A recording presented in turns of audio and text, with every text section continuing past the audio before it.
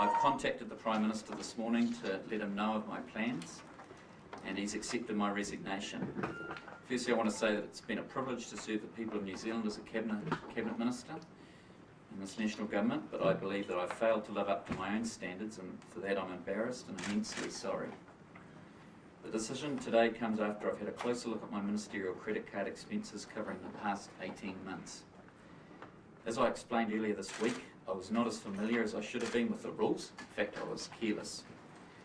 I've apologised and undertaken to pay back any money wrongly billed.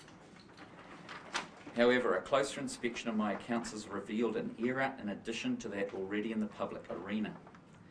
On reconciling my accounts, I discovered an expenses claim that sits apart from the rest. I charged 2 bottles of wine already highlighted this week to my account as food and beverages. There was no food included in this purchase, and I accept that this could be viewed as an inaccurate representation of the expense. But rather than arguing semantics about whether this was deliberately misleading or not, I have decided that this is one step too far, and I offered my resignation to the Prime Minister this morning. Furthermore, today I've submitted my accounts to the Office of the Auditor General to conduct an independent inquiry, and I expect those results will be made public in due course. I believe that this is the right course of action. I have absolutely no desire to become the focus or distraction for this government, which has much to do to grow the economy, invest in jobs and help Kiwis get ahead. I do intend to remain in Parliament as an advocate for whangarei, and I want to thank the wonderful people from that electorate who have run to offer their support. I also want to thank my wife Jenny and family for their ongoing support in what have been a tough few days. So you're saying you're resigning over a couple of bottles of wine, or is there a lot more to it?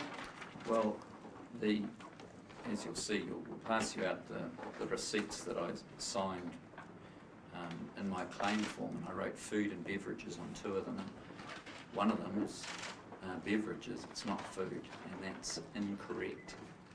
Did you expect the Prime Minister to accept your resignation today? Oh, well, I wanted him to accept it because I meant it. I want to resign. I haven't lived up to my own standards. Do you hope to come back at a future point? I think I need to spend a long time on the backbenches.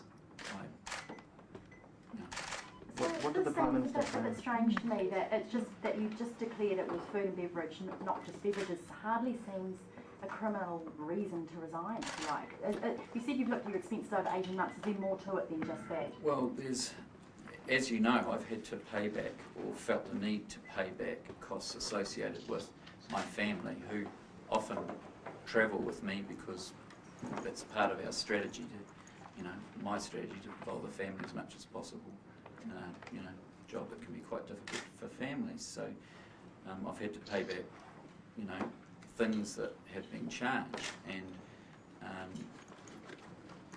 I need to do that, and I will do that. The difference here is that I've represented,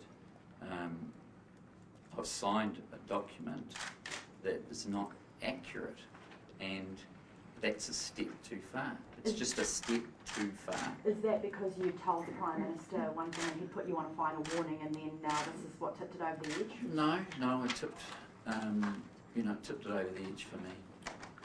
Do you believe that there are more? Do you believe that there could be more? Well, I'm asking the Auditor General to look at it. Any signature could be considered a fraudulent document. Well, I want the Auditor General to look at it. How much will you be paying back, if you've looked back at reconciled your accounts, how much will you be paying back, do you think? The Auditor General will